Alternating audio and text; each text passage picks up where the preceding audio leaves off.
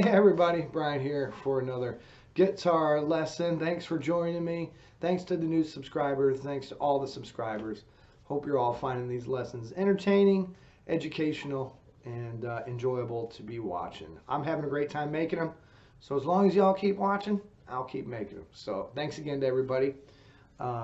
Yeah, so today's lesson. Well, I know the title's a little cheesy. 5 chords that changed my life. But it really is true. Learning these chords, learning how to use them has really changed the way I play guitar for the better. It improved my ensemble playing with other musicians, other guitar players, other stringed instruments especially. It opened the door a little wider for doing my own chord arrangements for songs. And it made things a lot easier. I mean, from that intro, you can see some of the finger movements are nice and smooth, not a lot of moving around. So there's a lot of advantages to learning these shapes. So before we get really deep into the lesson, I am keeping this lesson, pretty much theory free as much as possible. So if you have any questions on the who's, the what's, and the whys, feel free to reach out in the comments. I'd be happy to answer any questions a little deeper if you have any questions on this stuff. No problem at all. I would be more than happy to do that. So this lesson is suitable for beginners, intermediate, advanced players. Anybody that might not know this information would really benefit, I think, from learning these chord shapes. So let's talk about these 5 shapes. Well, 2 of them will only have one function. 3 of them will have more than one function, which is pretty cool. So you get a lot out of one chord shape. So let's get the ones out of the way that are only going to be, for the sake of the lesson, only going to have one function. So that would be a major 6 chord and a minor 7 chord. Okay, so one thing we're doing with all of these chords is we're condensing them into 3 notes. So that's one thing that makes it a little bit easier, or one reason why it's good to know. It makes fingering these chords a little bit easier. We're only fretting 3 notes, 3 strings at a time. So that helps with moving around the fretboard. You don't have these big, huge chords that we have to think about, or these bars that can kind of tire you out, and you can get fatigued if you got to sit and play bar chords for a long time. So anyhow, so major 6, minor 7. Let's talk about those real quick. All of these chords are 3 notes. They're movable chords, so we have to mute some strings. So for the beginners out there, it's a tricky process, but you just kind of got to get those fingers. I say get lazy with a couple of them to let them touch the other strings, but it can be tough to fret what you need clearly and then positively mute the other strings out so they don't get in the way. But it just takes time and practice for the beginners out there, but you can do it. So first chord, major 6. We'll do it off of A, only because it's in the middle of the neck. I think it's easy to see here. So we have the root A on the 6th string, then 4th string, 4th fret, 3rd string, 6th fret. I like doing it with the pinky. You could do it with the ring. I think the pinky's easier. That's the first chord, A major 6. You can move that, B major 6, C major 6. So one advantage right off the bat there is it's easy to finger. Next chord, the minor 7 shape. We won't have any multi-function stuff going on here, so it's only going to be a minor 7 for the sake of the lesson. I do suggest these fingers, middle, ring, and pinky. You could do index, middle, and ring, but I think it's good to learn it with these fingers, and really it's good to learn it with these fingers too, but I think these make more sense in the beginning, but up to you. Again, we'll play off A as the root, so 6th string is the root. There's our A, and then we have 4th string, 5th fret, 3rd string, 5th fret. Again, it's just a condensed condensed version. Maybe you might know it like this. minor 7 chord. So A minor 7, G minor 7, move that around. Okay, so let's get to the first kind of multi-functioning chord here. And by that I mean the chord has more than one name, so you can use the same shape in multiple ways. So the first one is this shape here, and I think it is most commonly used as an altered 7th chord. Now, not altered as in you're adding any notes to it, it's just an altered shape. It's not quite as a common shape as what you might be familiar with. So if I play that shape here, I can call that a D7. So let's find out first how we got to that point and then move on from there. So to get this shape to be a 7th chord, or in order for me to be able to call it a 7th chord, or D7, I start with a very common shape of that chord, which would be this. Many of you would be familiar with that chord already. This is the root, that is D. That's the major 3rd. This is the flat 7. That's the note that makes it a D7. So there's 3 notes there, because this is another D. So we can get rid of that guy, we don't need him. And we can then switch these fingers from 2, 3, and 4 to 1, 2, and 3. So now I have my middle finger on the D, 5th fret, 5th string, my index, 4th string, 4th fret, my ring finger, 3rd string, 5th fret. Mute everything else out. Sorry about that. See why you gotta mute it out. A D7, there's my root. But one thing many of you might not know is I can actually omit the root. I can get rid of the D and still call it a D7. So you might be asking yourself why. How can you do that? How can you play a chord without a root and still call it that? There's a ton of reasons, but again, we'll kind of skip the theory for now and just learn the shapes. It's still a D7. I'm just focusing on the omitted 5th string as my root on the 5th fret. So I'm putting the 5th of the chord in the bass. I still have what's important to make it the 7th chord. D7. If I went to here, E7, focusing on omitted 5th string as the root. I hope that makes sense. So that's one function. I think the most common function of that shape would be calling it a 7th chord. I could also call it a diminished 7th chord. Now, one thing that's neat about diminished 7th chords is any note that you're playing could be considered the root. You might be familiar with that shape already. Well, I can invert this shape and play it like this, bar that index finger, and still have the full version, all 4 notes, of a diminished 7th chord. But I don't really need that one. I can condense it, and you can see that shape's building. Got my index finger barred there. You can see there's that D7 shape again. So this chord, this shape can function as a diminished 7th chord.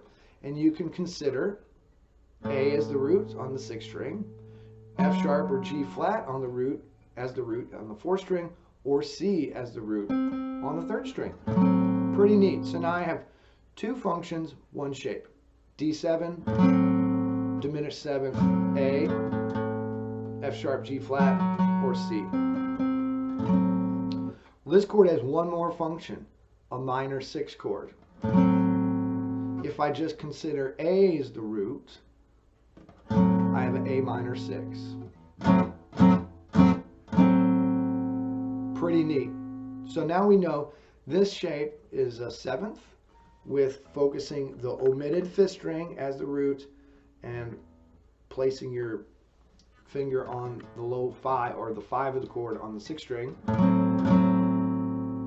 You could also call that D7/A. You wouldn't be wrong. That would be another way of calling it, but it's still just, it's a D7. It's also a diminished chord. It's also a minor 6 chord.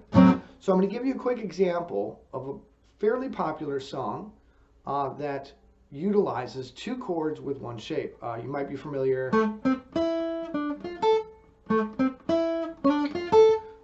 Minor swing. The chords to minor swing is A minor 6, D minor 6, and E7. Well, I can do that whole song with this one shape. A minor 6, 6-string root, D minor 6, 6-string root, E7, omitted 5th string as the root, back to A minor 6. See?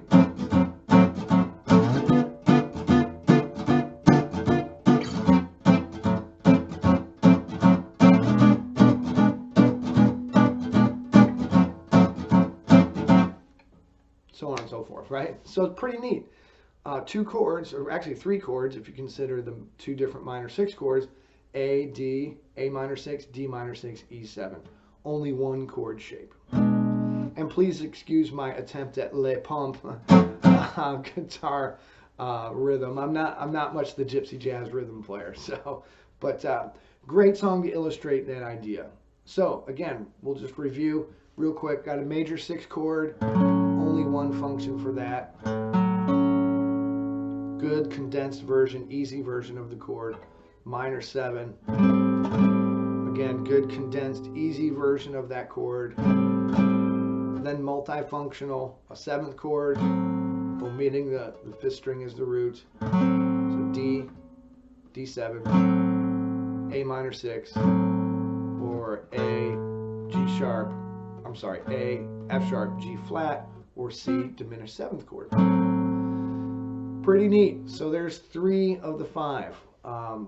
The 4th one, we could come here again on A7 or stay here on A. That would be an A7 chord you might be familiar with. 6-string root. Well, we're going to condense that into that shape. So I have the A on the root, 6-string, 5th fret, flat 7, major 3rd. So that's 4-string, 5th fret, 3rd string, 6th fret. That's an A7 chord. It's also good to learn it with these fingers, both. Depending on where you're going, where you're coming from, both fingers will have an advantage. That's the same with this. The minor 7 depends on where you're going, where you're coming from, but so there's an A7 chord, condensed version. Its other function is a minor 7.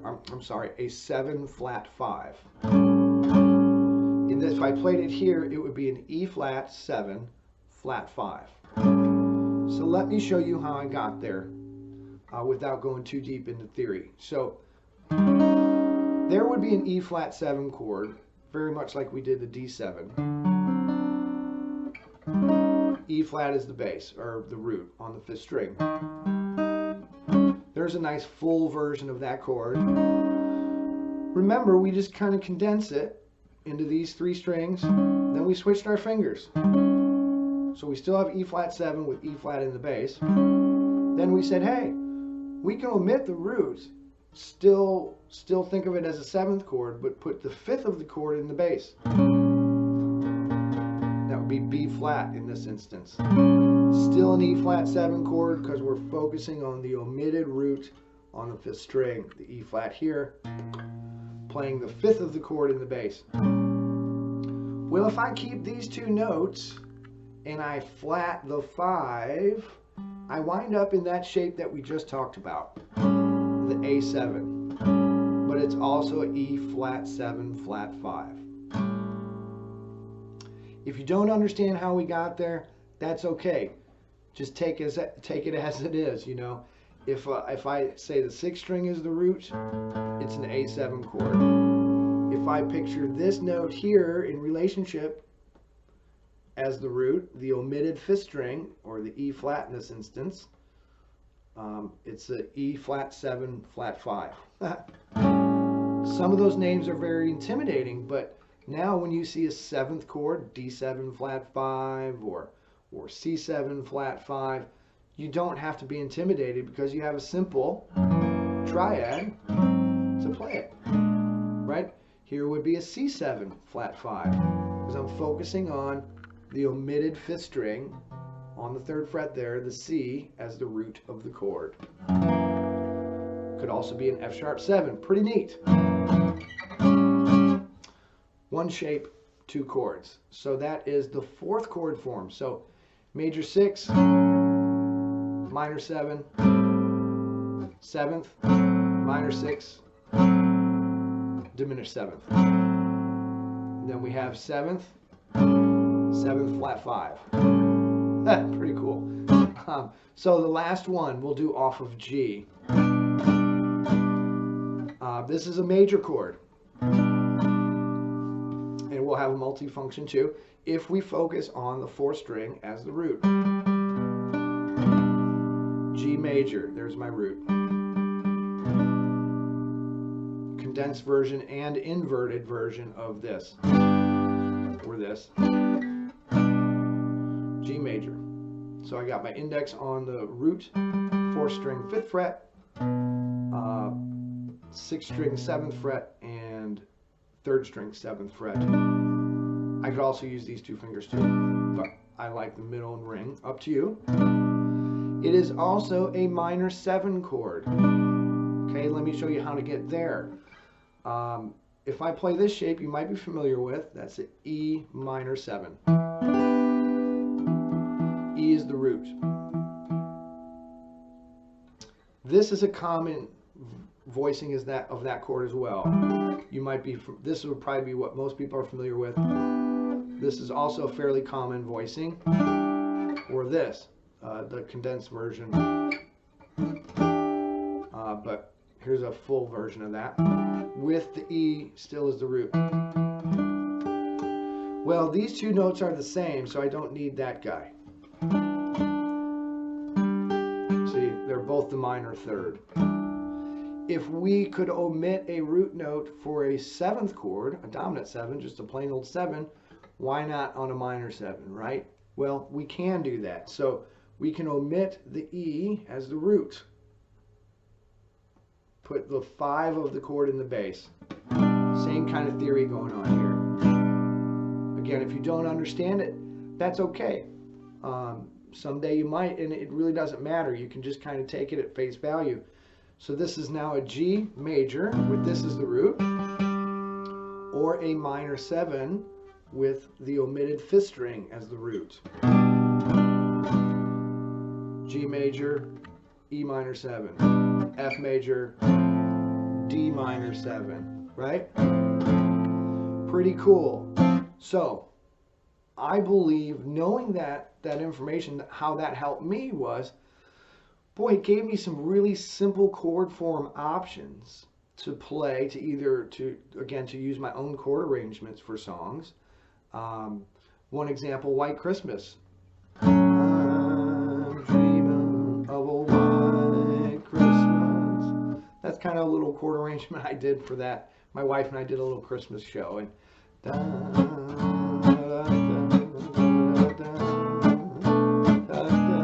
I don't know if it's right, but it worked, you know. But anyhow, that's just one example of how you can use these. I think that was my arrangement. I don't remember, but anyhow, it also gives you great options to play over somebody that might be playing the more common forms. So if somebody's playing this G, you can grab here. Or if somebody's playing, you know, this E minor 7, you can grab here. So I hope that kind of makes sense to you. I know it's a lot of stuff to swallow, but it really helped me. It really opened up the guitar neck. It took some time for all of this stuff to reveal itself to me in a way. Nobody really explained these things to me. So I hope I'm explaining them in a way that anybody can understand. Because like I said, nobody really showed me this stuff. I just kind of, through experience and trial and error, kind of figured it all out. So anyhow, I hope you find it enjoyable and useful for you to kind of ease your way around the neck. You know, when you learn about more chord substitutions, things like that, a lot of this information will be even more relevant. But for now, I would say, especially if you're a beginner, just kind of memorize those ideas of the multiple names of those shapes, and then work with these little ones that don't necessarily have multiple names right now. Just learn those shapes, those different versions of those. Here's a full major 6, condensed version, you know, full minor 7, little condensed version. It's just good information to know. So hope that was helpful. Hope you enjoyed it. We'll see you next time. Y'all take care. And as usual, feel free to reach out anytime in the comments. You can find me on Facebook, facebook.com/Brian Curran. My webpage, briantcurran.com. My email is on there. Contact information is there. Heck, I think my phone number might be on there. I don't know. Anyway, feel free to reach out anytime. Be glad to help any way I can. Y'all take care.